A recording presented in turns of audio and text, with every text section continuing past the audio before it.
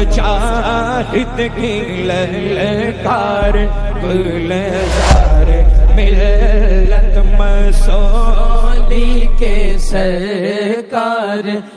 ایک شاندار میرج حال بن جائے. سونے چاندی کا میرج حال بنایا جا سکتا ہے، لیکن دادا آدم کا نکاح جس میرج حال میں ہوا ہے اس کا کون جواب لا سکتا ہے؟ اس کا کہاں جواب ملے گا؟ جنت کے اندر نکاح ہوا ہے حضرت آدم کا. اس کا مطلب ہے ہمارے دادا جان کا نکاح جس میرج حال میں ہوا ہے، دنیا کی بڑی سے بڑی طاقت بھی اس کا جواب لانے سے قاصر اور حضرت آدم علیہ الصلوۃ والتسلیم کا نکاح جنت میں ہوا. اس کا مطلب ہے کہ نکاح یہ کوئی دنیاوی رسم نہیں ہے، یہ ایک جنتی عمل ہے. سب سے پہلے یہ جنت میں وجود میں آیا اور پھر کس شان سے آیا. آج آپ باراتیوں میں ایک سے ایک بڑے آدمی کو شامل کر سکتے ہیں. محدث آپ کی بارات میں آ سکتا ہے، فقیہ آ سکتا ہے، مفسر آ سکتا ہے، منسٹر آ سکتا ہے، لیکن دادا جان کے نکاح میں باراتیوں کا جو جھمیلا تھا، جرمٹ تھا، وہ کس نے نصیب ہے؟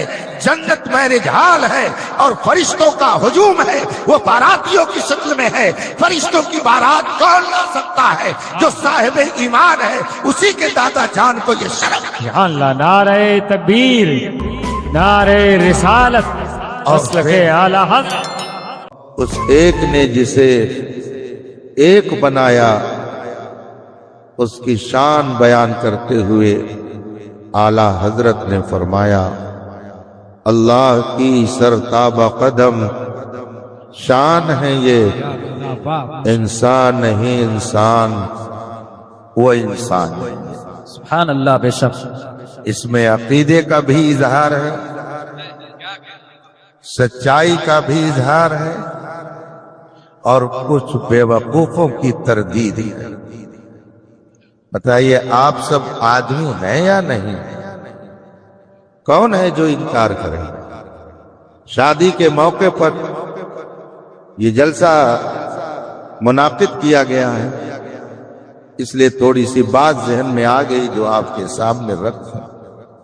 ہمارا اور آپ کا رشتہ حضرت آدم سے ملتا ہے. ہم اولاد ہیں حضرت آدم، مگر کچھ لوگوں کا کہنا ہے کہ انسان ترقی کرتے کرتے انسان بنا. اس کا شجرہ آدم سے نہیں ملتا، اس کا شجرہ بندر سے ملتا. کچھ لوگ ایسا کہتے ہیں کہ انسان پہلے بندر تھا، ترقی کرتے کرتے انسان بنا، مگر ہمیں ایسے بیوقوفوں میں نہیں ہے. اس لیے کہ ہم جب آدمی کہلاتے ہیں تو ہم یہ سمجھتے ہیں کہ آدمی کہا کس کو جاتا. آپ نے نسبت لگا رکھی ہے اسماعیلی، لفظ تھا اسماعیل، آپ نے اس میں یا بڑھا دیا اور کہنے لگے اسماعیلی. اس کا مطلب ہوتا ہے کہ ہمارا رشتہ اسماعیل سے ہے. اسماعیلی کا مطلب ہوا اسماعیل والا، قادری کا مطلب ہوا قادر والا، رزاقی کا مطلب ہوا عبد الرزاق والا. تو آدمی کا معنی کیا ہوگا؟ بندر والا. آدمی کا معنی ہوگا آدم والا. ہے کیا کہنا. سبحان اللہ. آدمی کہیں گے اس کو جو آدم والا ہو. اگر ایسی معمولی بات بھی دانش مندوں کی سمجھ میں نہ آئے تو میں تو ایسے لوگوں کے لیے کہوں گا کہ خدا جب دین لیتا ہے تو عقلیں چھین لیتا. جو لوگ کہتے ہیں کہ ہمارا شجرہ بندر سے ملتا ہے، انسان بندر تھا، ترقی کرتے کرتے انسان بنا. اگر آپ اس سے پوچھئے کہ تم آدمی ہو کہ نہیں تو وہ بھی کہے گا کہ میں آدمی ہوں، وہ بھی اعتراف کرے گا کہ میں آدمی ہوں. لفظ آدمی بول کر وہ اپنی حقیقت کا اظہار کر رہا ہے، مگر بات وہی ہے کہ بولتا ہے مگر سمجھتا نہیں ہے. اور ہم وہ لوگ ہوئے ہیں کہ بولتے ہیں تو سمجھتے ہیں. समझ समझ करके समझ को समझो। समझ समझना भी एक समझ है। मोमिन कभी नासमझ नहीं होता। जिसने अपने खालिक को पहचान ली, जिसने अपने मालिक को समझ ली, जिसने कायनात के सबसे अजीम इंसान की अजमत को जान लिया, उसे नासमझ कैसे कहा जा सकता है? कोई अगर कहता है तो कहे, मगर याद रखिए हम आपकी खिदमत में बड़े अदब से ये शेर नजर करेंगे कि दीवानों को तहकीर की नजरों से न देखो। दीवाना बहुत सोच के दीवाना बना। सुभान अल्लाह, बेशक। हम जो कहते हैं वो बगैर समझे नहीं कहते, हम समझ के कहते हैं। हम आदमी हैं तो हम ये समझते हैं कि लफ्ज आदम में या लगा दी गई तो आदमी बन गया, और ये लफ्ज आदमी निस्बत का इजहार कर रहा है कि हम बंदर वाले नहीं हैं, हम आदम वाले हैं। अब अगर कोई कहता है कि इंसान पहले बंदर था फिर आदमी बना, तो उसे चाहिए कि वो अपने आप को आदमी न कहे। जब उससे पूछा जाए तो कहे मैं बंदरी, मगर बंदरी कायनात में कहीं नहीं मिलते हैं, और आदमी दुनिया में जहां चले जाइए मिल जाते हैं।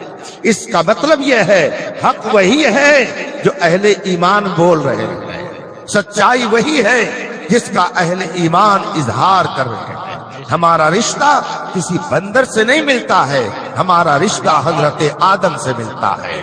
और आदम वो मखलूक इलाही है कि जिसको रब्बे कदीर ने इस कायनात में एक अजीम मखलूक की हैसियत से पेश किया। वो जलील नहीं है, रब्बे कदीर ने उन्हें इज्जत वाला बनाया है। कुरान इरशाद फरमाता है लक़द कररमना बनी आदम, हमने बनी आदम को मोहतरम बनाया। खुदा मोहतरम बनाए और एक कहने वाला कहे कि वो तो चमार से भी ज्यादा जलील है, जो ऐसा कहे उससे ज्यादा जलील कौन हो सकता है? खुदा का शुक्र है हमारा शजरा जिस आदम से मिलता है रब्बे कदीर ने उसे बड़ा मोहतरम बनाया है, उसे जलील नहीं बनाया बल्कि उसे इज्जत वाला। सुभान अल्लाह, माशाअल्लाह। और हम और आप बेनिकाहे नहीं है, निकाह से आए। हम लोग बेनिकाहे नहीं है, निकाह से आए। आज बड़ा से बड़ा हाकिम, बड़े से बड़े पैसे वाले के यहां शादी अगर हो जाए और मैरिज हॉल तैयार हो जाए, एक शानदार मैरिज हॉल बन जाए, सोने चांदी का मैरिज हॉल बनाया जा सकता है, लेकिन दादा आदम का निकाह जिस मैरिज हॉल में हुआ है उसका कौन जवाब ला सकता है? उसका कहां जवाब मिलेगा? जन्नत के अंदर निकाह हुआ है हजरत आदम का। इसका मतलब है हमारे दादा जान का निकाह जिस मैरिज हॉल में हुआ है, दुनिया की बड़ी से बड़ी ताकत भी उसका जवाब लाने से कासिर और हजरत आदम अलैहिस्सलातु तस्लीम का निकाह जन्नत में हुआ। इसका मतलब है कि निकाह ये कोई दुनियावी रस्म नहीं है, ये एक जन्नती अमल है। सबसे पहले ये जन्नत में वजूद में आया और फिर किस शान से आया। आज आप बारातियों में एक से एक बड़े आदमी को शामिल कर सकते हैं। मुहद्दिस आपकी बारात में आ सकता है, फकीह आ सकता है, मुफस्सिर आ सकता है, मनिस्टर आ सकता है, लेकिन दादा जान के निकाह में बारातियों का जो झमेला था, शोरगुल था, वो किसने नसीब है? जन्नत मैरिज हॉल है और फरिश्तों का हुजूम है, वो बारातियों की शक्ल में है। फरिश्तों की बारात कौन ला सकता है? जो साहिब ईमान है, उसी के दादा जान को ये शर्फ है। अल्लाह, नारे तकबीर, नारे रिसालत, मसलके आला हज़रत। फिर जरा शान देखिए, हजरत आदम अलैहिस्सलातु तस्लीम का निकाह जन्नत में हुआ और फिर जब हजरत उम्मुल बशर सैयदतुना हव्वा रज़ियल्लाहु ताला अन्हा से करीब होना चाहा, गैब से आवाज आई, आदम ऐसे नहीं, महर अदा करो, महर अदा करो। हजरत आदम अलैहिस्सलातु तस्लीम ने अर्ज की, मौला महर की अदायगी कैसे हो सकती है? महर क्या चीज है, उसे कैसे अदा किया जाए? गैब से आवाज आई। अब यहीं पर मैं आपको रोकना चाहता हूं और थोड़ी देर के लिए लखनऊ ले चलना चाहता हूं। लखनऊ हिंदुस्तान का एक मशहूर शहर है آج آپ کو شاید اس علاقے کی اہمیت نہ معلوم ہو جس کی اہمیت کا آج بھی اعتراف عرب و عجم میں کیا جاتا ہے، جسے فرنگی محل کہا جاتا ہے۔ وہاں پر ایک سے ایک جلیل القدر عالم پیدا ہوئے، شاندار محدث پیدا ہوئے، بہترین متکلم پیدا ہوئے، اعلیٰ قسم کے فلاسفی پیدا ہوئے، شاندار قسم کے مبلغ پیدا ہوئے۔ وہ فرنگی محل علماء کا محل تھا، اتقیاء کا محل تھا، اصفیاء کا محل تھا۔ بڑے بڑے علماء اور ماہرین وہاں پر پیدا ہوئے۔ اسی سرزمین پر وہ شخصیت بھی جنم لیتی ہے جسے اعلیٰ حضرت بحر العلوم کہتے ہیں۔ بحر کا معنی سمندر ہے، علوم علم کی جمع ہے۔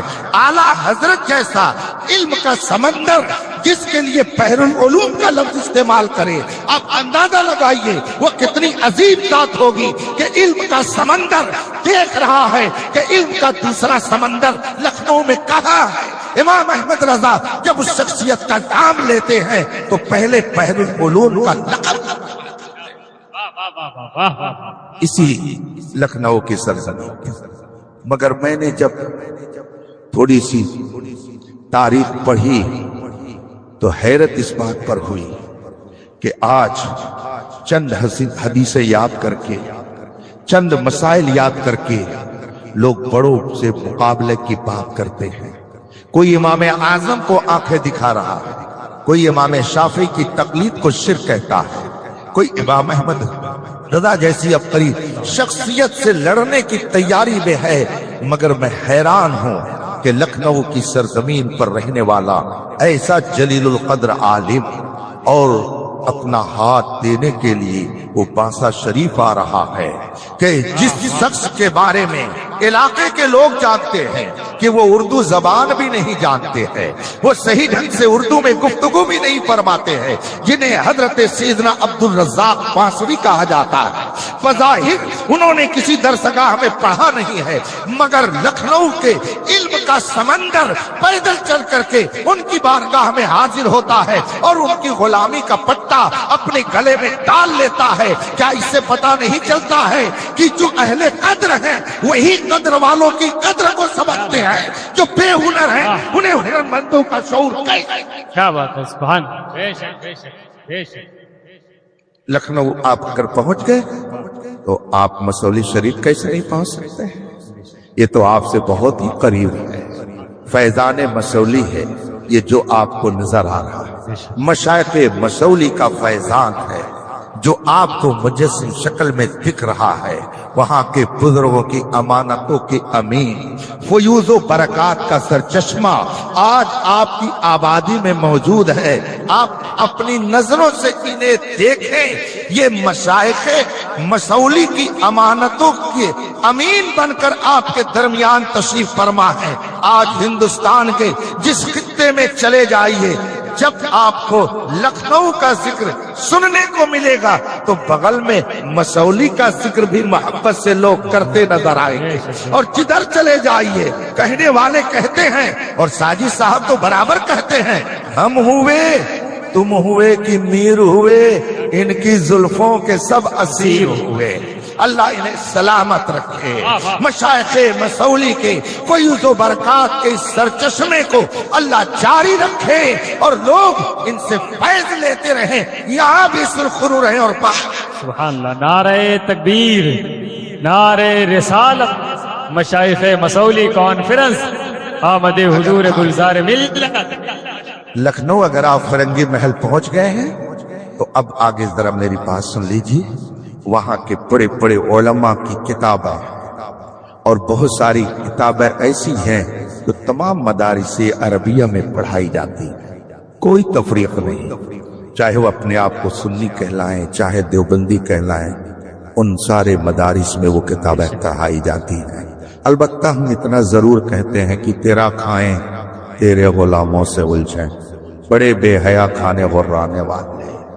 اگر بریلی کے اعلیٰ حضرت کی لوگ نہ مانیں تو ہم تھوڑی دیر کے لیے صبر کر لیتے ہیں، لیکن جو لوگ کہتے ہیں کہ ہمارا شجرہ فرنگی محل سے ملتا ہے، فرنگی محل کے علماء ہمارے اساتذہ میں ہیں، انہیں تو کم از کم اس بات کو تسلیم کرنا چاہیے جو مشائخ فرنگی محل فرمائیں، اس لیے کہ وہ اعلیٰ حضرت کے شاگرد نہیں تھے، اعلیٰ حضرت کے مرید نہیں تھے، بلکہ وہ اپنا مستقل ایک وجود رکھتے تھے۔ فرنگی محل کے علماء میں بے شمار ایسی زواد قدسیہ ملیں گی جنہوں نے بدعقیدوں کی تردید میں متعدد کتابیں لکھی ہیں۔ شرح وقایہ یہ تو درسی کتاب ہے جو فقہ حنفی کی مشہور متداول کتابوں میں آتی ہے۔ اس کتاب کے حاشیے پر فرنگی محل کے ایک جید عالم نے لکھا ہے جو میں آپ کو سنانا چاہتا ہوں، تاکہ آپ یہ کہہ کر کے رد نہ کر دیں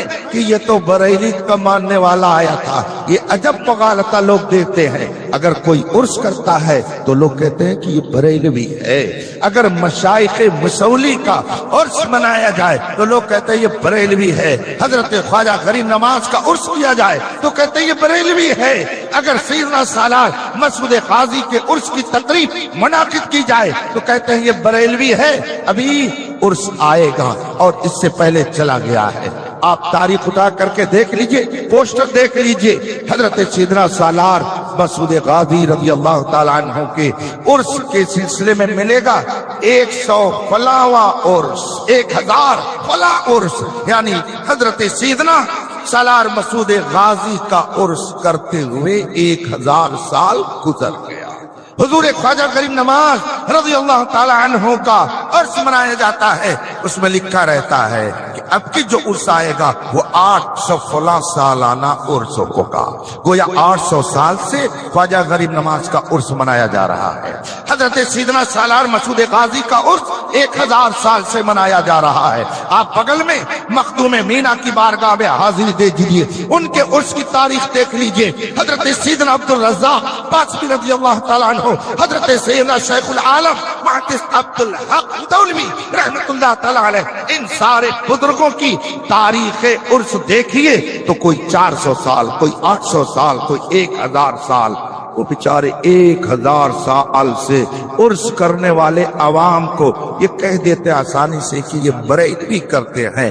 اسی لیے میں کہتا ہوں کہ دو باتوں میں سے ایک تسلیم کر لو، یا تو یہ کہہ دو کہ جو پہلے عرس کرتے تھے وہ بھی بریلوی تھے، تو اگر اس کو تسلیم کر لو تو سبحان اللہ ہمارا رشتہ اپنے بزرگوں سے قائم ہے۔ اور اس کی تعلیم امام احمد رضا نے دیتے ہوئے فرمایا تیرے غلاموں کا نقش قدم ہے راہ خدا، وہ کیا بہت سکے جو یہ تو یا تو یہ کہو کہ وہ سب بریلوی تھے، اور یا تو یہ کہو کہ یہ بریلوی وہی کرتے ہیں جو بزرگوں نے کیا ہے۔ اگر وہ مانو تو الحمدللہ حقانیت ہمارے ساتھ، اور اگر یہ تسلیم کرو تو سچائی کا دامن ہمارے ہاتھ پہ ہے۔ چلیے فرنگی محل کے اس محسی کی بات میں آپ کو سناؤں۔ شرح وقایہ کا نام میں نے اس لیے لیا کہ یہ کتاب تمام مکتب فکر کے یہاں پڑھائی جاتی ہے، اور ضرور ان کی نظر اس عبارت پر پڑتی ہوگی۔ اس میں لکھتے ہیں کہ جب حضرت آدم علیہ السلام نے حضرت حوا رضی اللہ تعالی عنہا سے قرب چاہا، غیب سے آواز آئی، آدم ایسے نہیں، مہر ادا کر۔ حضرت آدم علیہ الصلوۃ والتسلیم نے رب کی بارگاہ میں عرض کی، مولا مہر کی ادائیگی کیسے ہوگی؟ مہر کیا چیز ہے؟ غیب سے آواز آئی۔ یہ میں حوالہ شرح وقایہ کے حاشیے کا اس لیے دے رہا ہوں تاکہ آپ اپنے ذہن میں رکھیں، اور اگر کوئی منکر عظمت رسول اس پر اعتراض کرے تو آپ اس کتاب کو اس کے سامنے لے جا کر کے رکھ دیں اور کہیں کہ یہ بریلی کے عالم کی لکھی ہوئی نہیں ہے، یہ فرنگی محل کے عالم کی لکھی ہوئی ہے۔ میری نہ مانو تو کم از کم اپنی تو تسلیم کر لو۔ لیکن ہم یہ جانتے ہیں کہ جو اللہ رسول کی نہیں مانتا ہے وہ ہماری اور آپ کی کیا مانے گا، اس لیے توقع تو نہیں ہے، لیکن بطور حجت ان کے سامنے آپ پیش کر سکتے ہیں۔ غیب سے آواز آئی، اے آدم مہر ادا کرو۔ حضرت آدم علیہ السلام نے عرض کی، مولا مہر کی ادائیگی کیسے ہوگی؟ غیب سے آواز آئی، اے آدم، اور یہ جنت میں ابھی صرف حضرت آدم ہے، حضرت حوا تیسرا کوئی انسان ہے ہی نہیں. غیب سے آواز آتی ہے، اے آدم تیری نسل سے میرا ایک نبی پیدا ہوگا جس کا نام محمد بن عبداللہ ہوگا. تم اس پر 20 مرتبہ، بعض روایت میں 15 مرتبہ اس میں تحریر ہے کہ غیب سے آواز آئی، اے آدم تیری نسل سے میرا ایک نبی پیدا ہوگا جس کا نام محمد بن عبداللہ ہوگا. تم اس پر 15 مرتبہ درود بھیجو، یہی تمہارا مہر مقرر کیا جاتا ہے. اس کا مطلب ہے ابھی میرے آقا اس دنیا میں جلوہ گر نہیں ہوئے مگر ان پر درود پڑھوانے کا سلسلہ رب نے جنت میں قائم کر کے یہ بتا دیا کہ اگر آدم کی وفادار اولاد میں ہو تو وہی کرو جو حضرت آدم نے کیا ہے. اپنے بھی نکاح کے موقع پر اس آخری نبی کو یاد کرو تاکہ پتہ چل جائے کہ تم آدم کی نافرمان اولاد میں نہیں بلکہ فرمان. ہاں نہیں، ماشاءاللہ، زندہ باد زندہ باد، واہ واہ، سبحان اللہ. اللہ کا شکر ہے ہم لوگوں نے اپنی فطرت بدلی.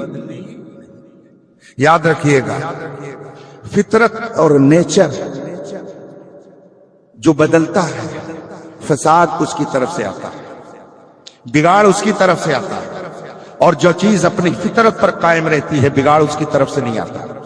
اس کو ایک مثال سے آپ سمجھ سکتے ہیں. میں بڑی تیزی سے اپنی گفتگو کو ختم کر رہا ہوں، ٹائم ہوتا جا رہا ہے. ابھی ایک لمبا سفر کر کے مجھے جمدہ شاہی دارالعلوم علیمیہ پہنچنا. صبح سے کلاس ہے، یہ سارے علماء اب اپنے کام بھی صبح سے مصروف ہو جائیں گے. بس تھوڑی دیر ہے تو میں اور کچھ سنا کر کے جانا چاہتا ہوں. جو چیز فطرت اور نیچر کے مطابق رہتی ہے اس کی طرف سے فساد اور بگاڑ نہیں آتا. بگاڑ اور فساد اس کی طرف سے آتا ہے جو اپنی فطرت بدل دیتا ہے. اس کو آپ ایک مثال سے یوں سمجھ سکتے ہیں، یہ کئی ایک 4 ویلر کھڑی ہے، کئی ایک گاڑیاں کھڑی ہیں. 4 ویلر بنائی گئی ہے روڈ پر چلنے کے لیے، خشکی پر چلنے کے لیے. اگر کوئی شخص اسے پانی میں چلائے تو یہ اس کے نیچر کے خلاف ہوگا، اس کی فطرت کے خلاف ہوگا. کشتی بنائی گئی ہے پانی پر چلانے کے لیے، لیکن اگر کوئی اسے پانی پر نہ چلا کر خشکی پر چلانا چاہے، روڈ پر چلانا چاہے تو یہ فطرت کے خلاف ہوگا. اور جب فطرت کے خلاف ہوگا تو آپ سمجھ سکتے ہیں کہ معاملہ کیا ہوگا. اگر آپ روڈ پر گاڑی چلائیں تو گاڑی چلے گی، لیکن اگر آپ اس گاڑی کو بجائے روڈ پر چلانے کے پانی پر چلائیں تو گاڑی چل نہیں سکتی ہے، ڈوب جائے گی، تباہ ہو جائے گی اور آدمی مر جائیں گے. اس کا مطلب ہے گاڑی جس طرح سے بنائی گئی ہے اگر اس طرح سے اس کو چلایا جائے گا اور وہ اپنی فطرت کے مطابق چلے گی تو وہ چلتی رہے گی، اور اگر اس کے نیچر اور فطرت کے خلاف اس سے کام لیا جائے تو وہ چلے گی نہیں، ڈوب جائے گی. اور اگر کشتی کو آپ روڈ پر چلانا چاہیں تو وہ ٹوٹ تو جائے گی مگر وہ چلے گی نہیں. اس کا مطلب ہے کہ جو چیز فطرت کے مطابق رہتی ہے وہ صحیح اور سالم رہتی ہے، اور جو چیز فطرت کے خلاف ہو جاتی ہے اس کی طرف سے بگاڑ آ جاتا ہے. یاد رکھیے گا ہم نے اپنی فطرت کو بدلا نہیں ہے، ہم نے اپنی فطرت کے خلاف کام نہیں کیا ہے. ہمارے دادا حضرت آدم نے جنت میں اس آخری نبی کو اپنے نکاح کے موقع پر یاد کیا. تو خدا کا شکر ہے اہل ایمان آج بھی اپنے گھروں میں محفل میلاد مصطفیٰ بنا کر کے اس یاد کو تازہ کرتے ہیں، گویا یہ سبق دے رہے ہیں. ہوتے کہاں خلیل، کہاں کعبہ و منا، لولاک والے صاحبی سب تیرے گھر کے ہیں. سبحان اللہ، ماشاءاللہ. لا ورب العرش، جس کو جو ملا ان سے ملا، جو ملا ان سے ملا. لیکن کچھ لوگ اس کو تسلیم نہیں کرتے، کچھ لوگ اسے نہیں مانتے ہیں، گویا وہ اپنی فطرت بدل دے رہے ہیں. ہم لوگوں نے مانا ہے، اسی لیے تو اس محفل کو سجایا ہے. اور اسی محفل کی کیا بات ہے، ابھی حج کا موقع آ رہا ہے. حج کرنے سے حج پر جانے سے پہلے لوگ کیا کہتے ہیں، حج پہ جانا ہے، آج میلاد شریف ہوگا. ہوتا ہے نا، آدمی حج پہ جا رہا ہے تو کہتا ہے میلاد ہونا چاہیے. گھر بن گیا، آدمی کہتا ہے میلاد ہونا چاہیے.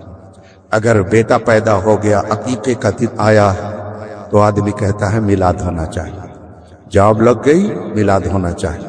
پہلی تنخواہ مل گئی، میلاد ہونا چاہیے۔ حفظ کی دستار بندی ہو گئی، میلاد ہونا چاہیے۔ مولانا کی دستار ہو گئی، میلاد ہونا چاہیے۔ آخر کیا وجہ ہے کہ ایک بندے مومن کی یہ آواز نکلتی ہے کہ حج پہ جاؤ میلاد کرو، گھر بن جائے میلاد کرو، دستار بندی ہو جائے میلاد کرو، شادی کا موقع ہے محفل میلاد منعقد کرو؟ کیوں ایسا کہتا ہے؟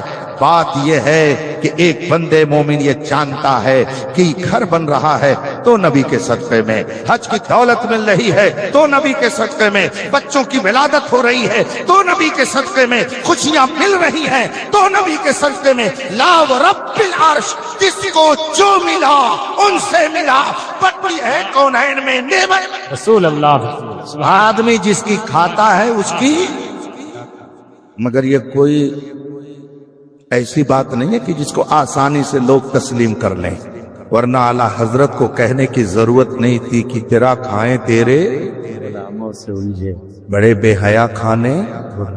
تو ہم لوگ غرانے والوں میں نہیں ہیں، کھا کر گنگنانے والوں میں ہیں۔ بے شک۔ تبھی تو کہتے ہیں کھاتے ہیں تیرے در کا، پیتے ہیں تیرے در کا، پانی ہے تیرا پانی دانا ہے۔ آدمی جس کی کھاتا ہے اس کی گاتا ہے، اور اگر نہیں گائے گا تو پھر اپنا انجام خود ہی دیکھ لے گا۔ پوری دنیا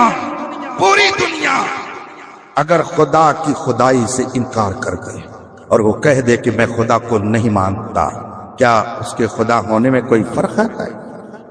کیا وہ خدا نہیں رہ جائے گا؟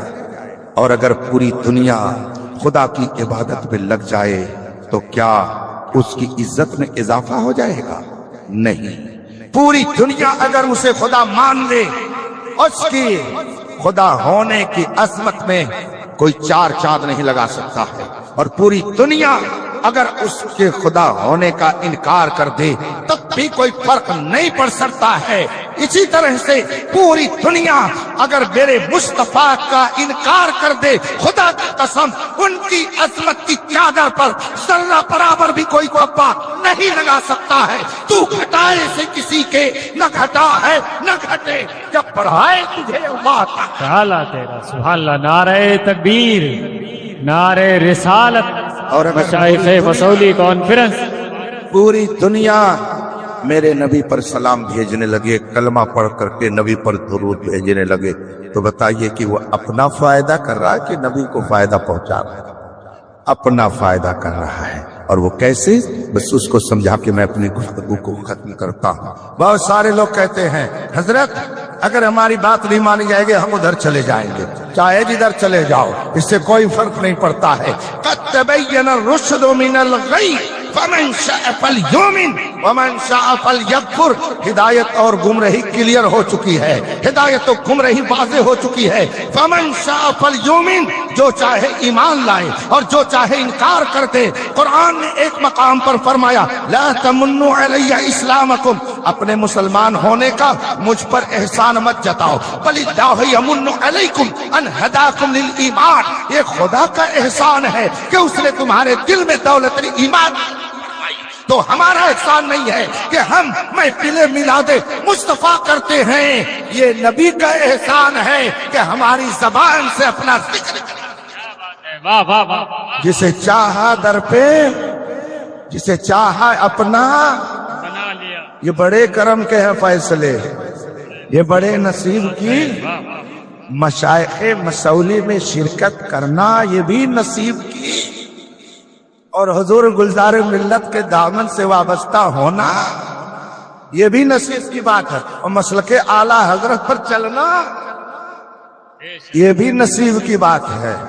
سب کے نصیب میں یہ نہیں ہے۔ اور میں آپ سے کہوں گا، اپنے نوجوانوں سے کہوں گا، فتنوں کے اس دور میں جبکہ چاروں طرف سے فتنے آپ کے ایمان کو برباد کرنے کے لیے بارش کے قطروں کی طرح سے آپ کے گھروں پر آ رہے ہیں، فتنوں کے اس دور میں اگر آپ چاہتے ہیں کہ آپ کے ایمان کی حفاظت، آپ حضرت آدم علیہ الصلوۃ والتسلیم سے اپنا شجرہ کاٹنا نہیں چاہتے، یہ ایک میں شرعی مسئلہ بتا کر سارے انسان حضرت آدم کی اولاد ہیں، چاہے کوئی کلمہ پڑھے یا کلمہ نہ پڑھے، سب حضرت آدم علیہ السلام کی اولاد ہیں۔ تو اس اعتبار سے سب ایک دوسرے کے بھائی ہی ہوئے، مگر قرآن کہتا ہے انما المؤمنون اخوہ، یہ رشتہ اخوت تو صرف اہل ایمان کا ہے، جو کفر کر دیتا ہے اس کا پاک سے رشتہ کٹ جاتا ہے۔ اسی لیے مسئلہ ہے کہ اگر باپ سنی صحیح العقیدہ ہے اور بیٹا مرتد اور بے دین ہو گیا تو باپ کے ترکے سے بیٹے کو حصہ نہیں ملے گا، اختلاف دین ہو گیا، وراثت نہیں ملے گی، رشتہ ختم ہو گیا، کفر سے رشتہ اخوت و ابوت ختم ہو جاتا ہے، اور اسی طرح سے رشتے اخوت بھی ختم ہو جاتا ہے۔ اور جب رشتے اخوت و ابوت و بنوت ختم ہو جاتا ہے تو کوئی رشتہ نہیں رہ سکتا ہے، تو کٹی پتنگ کی طرح ہے۔ ہم نے الحمدللہ اپنی فطرت کو بچا کے رکھا ہے، اسی لیے حضرت آدم سے ہمارا رشتہ کٹا نہیں ہے بلکہ ان سے رشتہ جڑا ہوا ہے۔ یہ رشتہ جڑنے ہی کی علامت ہے کہ حضرت آدم نے اپنے نکاح کے موقع پر اس آخری نبی کو یاد کیا، تو ہم بھی شادی کے موقع پر اس آخری نبی کی یاد میں محفل منعقد کیے ہوئے ہیں۔ ہمارا رشتہ اپنے اسلاف سے ٹوٹا نہیں ہے بلکہ ہم ان کے نقشے قدم پر چلتے ہیں، اور جو ان کے نقشے قدم پر چلے گا انشاءاللہ جنت کی بہاریں اس کا استقبال کر سکتا ہے۔ سبحان اللہ، سبحان اللہ۔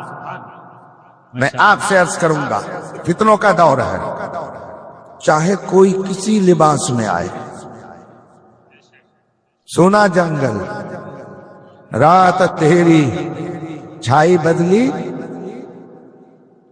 آپ لوگ کسی کی قابلیت سے مرعوب جلدی مت ہوئیے گا۔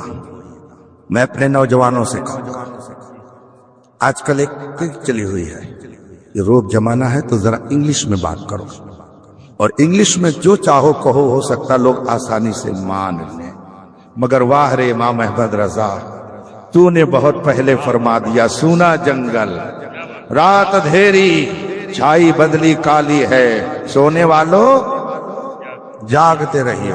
آپ کو گھبرانے کی ضرورت نہیں ہے، آپ کسی کی طاقت، کسی کی قوت، کسی کی اقتدار، کسی کے حسب نسب، سب چیزوں کو دیکھ لیجئے، مگر سب سے پہلے دیکھیے کہ یہ مصطفیٰ کا وفادار ہے یا نہیں۔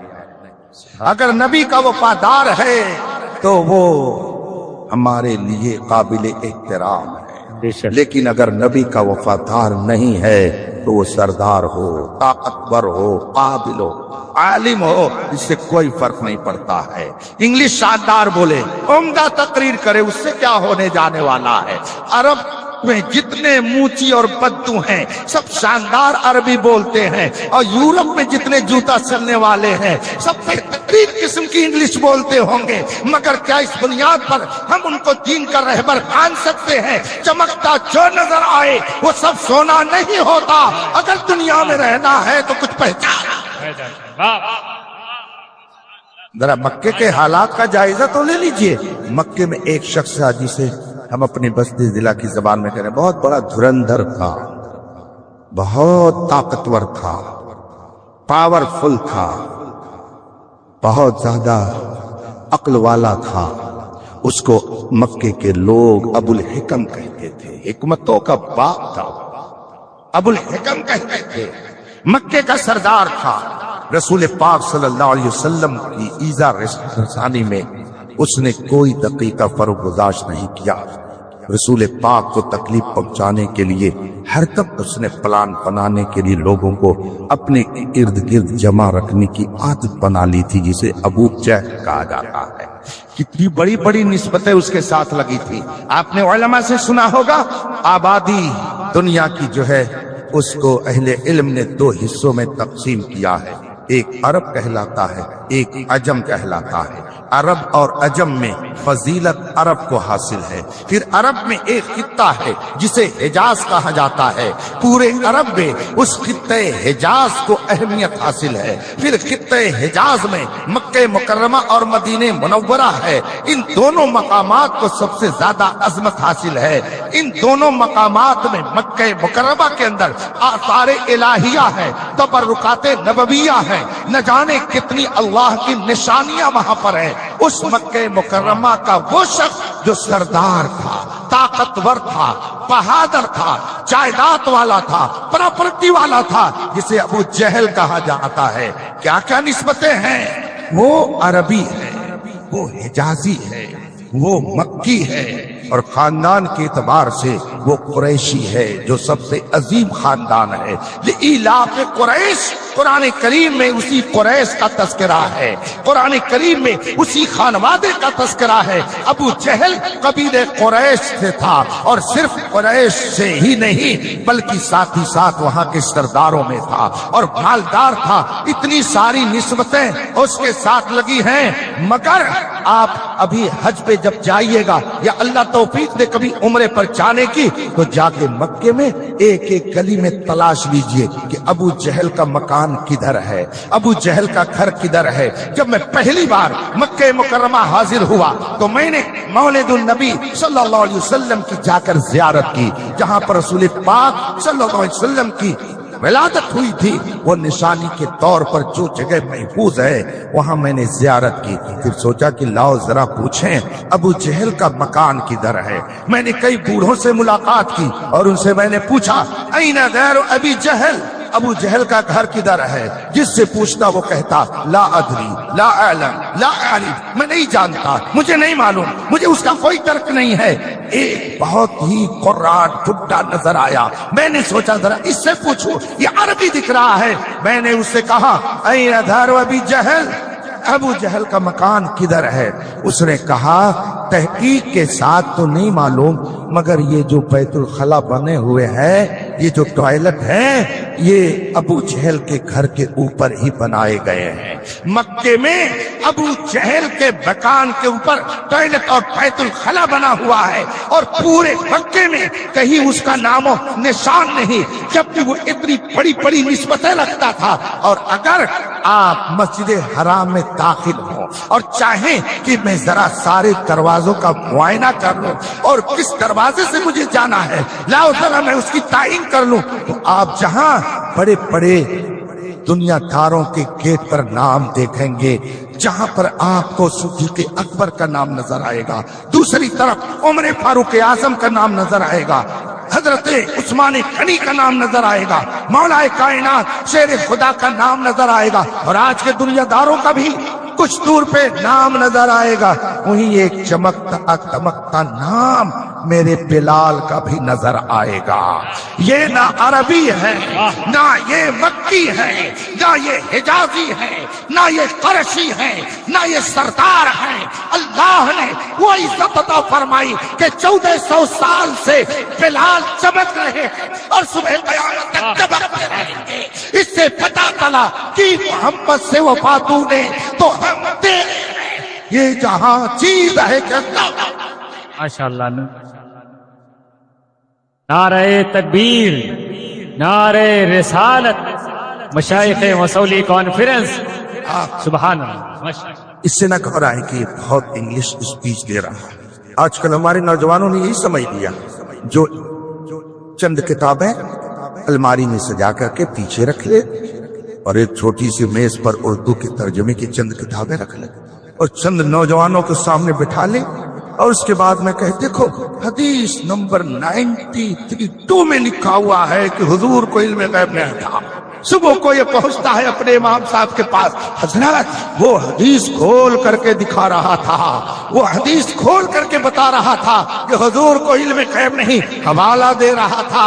مگر سنو، میں اپنے نوجوانوں سے کہہ کے جا رہا ہوں کہ آپ اپنے ایمان میں اتنی پختگی کیجئے، پیدا کیجئے، اور مسلک اعلیٰ حضرت پر اتنی مضبوطی سے قائم رہیے کہ اگر خواب میں بھی کوئی آپ سے پوچھے کہ آپ کے نبی کی شان کیا ہے، تو نیند میں بھی آپ کہیے سب سے اولا و اعلیٰ، ہمارا نبی سب سے بالا و والا۔ اور اگر کوئی خواب میں بھی آپ سے کہے نبی کو غیب نہیں معلوم تھا، حدیث نمبر 52 میں لکھا ہے، تو آپ اس سے کہیے اور کوئی غیب کیا، تم سے نہا ہو بھلا جب نہ خدا ہی چھپا تو۔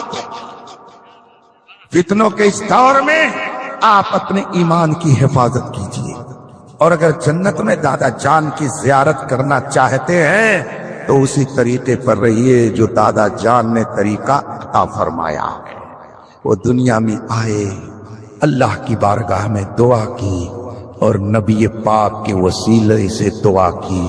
اس کا مطلب ہے کہ اس آخری نبی کو وسیلہ بنانا یہ شرک اور بدعت نہیں ہے، یہ ہمارے دادا حضرت آدم کی سنت ہے۔ جو اسے شرک کہے، جو اسے بدعت کہے، وہ نافرمان اولاد ہے۔ الحمدللہ ہم نافرمان اولادوں میں نہیں ہیں، بلکہ اپنے دادا جان کی فرما بردار۔ خدا نے ہمیں شعور بخشا، دولت ایمان عطا کی، آپ اس کی حفاظت کیجیے۔ شادی بیاہ کا موقع ہو یا اور کوئی موقع، آپ اس بات کو ذہن میں رکھیں کہ ہمارا رشتہ رسول پاک صلی اللہ علیہ وسلم سے ملتا ہے۔ اور یہ بھی یاد رکھیے، بس آخری بات، یہ رشتے جو ہوتے ہیں یہ صرف دنیا تک ہی نہیں رہتے، یہ رشتے یہاں سے لے کر جنت تک ہوتے ہیں۔ آپ نے علماء سے تو سنا ہی نہیں ہوگا کہ جو عورت جس مرد کے نکاح میں ہوگی جنت میں اسے وہ عورت ملے گی، اور وہاں بھی ساتھ میں وہ عورت اسی شوہر کے رہے گی۔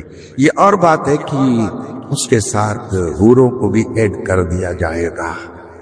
ہاں البتہ اتنی بات ہے کہ لفظ حوروں کو سن کر کے کچھ لوگوں کے منہ میں پانی آ جاتا ہے، اور وہ کہتے ہیں یہ حوریں کیا چیز ہے، وہاں کیسے یہ ملیں گی؟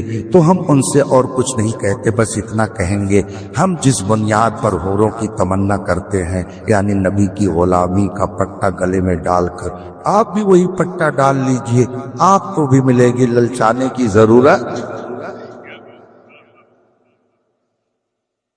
آپ بھی وہی کر لیجئے، آپ کو بھی ملیں گی۔ قرآن نے اعلان کیا ہے جو بھی نبی کا وفادار ہو جائے گا اس کو ملے گا۔ اس میں نہ تو کوئی پیسہ لگنا ہے، نہ زمین جائیداد کو خرچ کرنا ہے، بس نبی کی غلامی کا پٹا گلے میں ڈالنا، وہ تو نہایت سستا سودا بیچ رہے ہیں جنت کا، اسے لے لیجیے، اور بھی ملیں گے، اور یہ دنیا کی عورت بھی وہاں ساتھ رہے گی۔ لیکن اگر فرض کیجئے کہ میاں جی نبی کے وفاداروں میں رہے اور بی بی نبی کے گستاخوں سے تعلق رکھتی رہی، تو ایک جنت میں جائے گا اور دوسرا یہاں آپ علماء کو گالی دے کر کے زبردستی ان سے نکاح پڑھوا لیں گے۔ بہت سارے واقعات سننے میں آتا ہے۔ عالم دین نے انکار کر دیا کہ میں بدعقیدہ کا نکاح نہیں پڑھاؤں گا۔ روم میں آ گئے لوگ، کیسے نہیں پڑھائیں گے؟ کہہ دیا نہیں پڑھاؤں گا، تو کہیں گے ٹھیک ہے آپ جاؤ یہاں سے، آپ اس آبادی میں نہیں رہ سکتے ہو، جاؤ یہاں سے، جاؤ بوریا بستر اٹھا لو۔ وہ بوریا بستر تو اٹھا کر کے چلا جاتا ہے، لیکن یاد رکھیے گا اگر اس کے دل سے آہ نکل گئی نا، تو جیسے آپ اس کو اپنی آبادی میں نہیں رہنے دے رہے ہیں، وہ جنت میں بھی نہیں جانے دے گا، اس کو یاد رکھیے گا۔ اس لیے ان کی آہیں مت لیجیے شرعی مسائل میں۔ آپ زبردستی یہاں نکاح کر سکتے ہیں، لیکن جب جنت میں جانے کی بات آئے گی تو آپ زبردستی نہیں کر سکتے۔ اب اگر ایک جنت میں جائے اور دوسرا جہنم میں، اس وقت بہت افسوس ہوگا، اور سوچیں گے آپ، اے میرے ماں باپ، کاش آپ لوگوں نے میرا نکاح ایسی جگہ کیا ہوتا کہ دنیا میں جب ساتھ تھے تو یہاں بھی ساتھ رہتے تو کتنا اچھا ہوتا۔ اس لیے اب میں آپ سے عرض کروں گا کہ اسی دنیا میں غور کر کے نکاح کیا کیجئے، تاکہ دونوں اگر یہاں ساتھ رہیں تو جنت میں بھی دونوں ساتھ رہیں۔ اگر آپ نے ہیر گھاٹ اور پیر گھاٹ والا مسئلہ کیا تو ایک جائے گا ہمانچل کی طرف اور دوسرا جائے گا آگرہ کی طرف، تو پھر معاملہ گڑبڑ ہو جائے گا۔ اس لیے رشتہ کرنے سے پہلے جہاں آپ ذات برادری دیکھتے ہیں، نہ جانے کیا کیا چیزیں دیکھتے ہیں، سب سے پہلے یہ دیکھیے کہ اگر بیٹی کے رشتے کے لیے داماد تلاش رہے ہیں تو یہ دیکھیے داماد مصطفیٰ کا وفادار ہے کہ نہیں ہے، اور اگر آپ گھر میں بہو لا رہے ہیں تو یہ دیکھیے کہ بہو مصطفیٰ کے وفادار اور فاطمہ الزہرا کی سچی کنیزوں میں ہے یا نہیں ہے۔ اگر آپ نے اس کا لحاظ کیا تو انشاءاللہ آپ کا گھر جنت کا نمونہ۔ بے شک وآخر دعوانا الحمدللہ رب العالمین۔ السلام۔